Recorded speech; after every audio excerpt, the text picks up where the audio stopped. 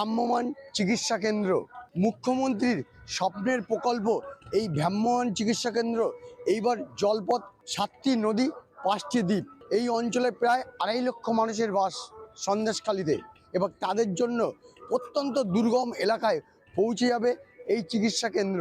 সন্দেশখালীতে এত রিমোট জায়গা, তার মধ্যেও আপনারা জানেন মুখ্যমন্ত্রী এসেছিলেন, এসে সন্দেশখালী 60 বেডের হসপিটাল তৈরি করে দিয়েছেন।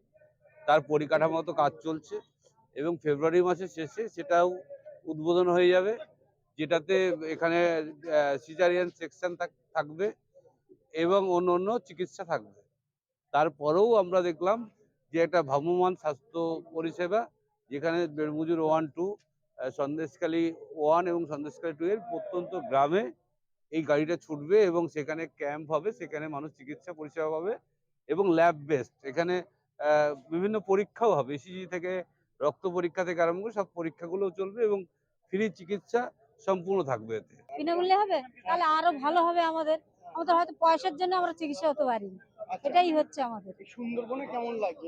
সুন্দরবনে এই পরিষেবাটাই ভালো হচ্ছে, আগে ছিল না, আগে কিচ্ছু ছিল না। এটা বাংলায় নয়, সারা ভারতবর্ষের ক্ষেত্রে একটা উজ্জ্বল দৃষ্টান্ত তৈরি হলো।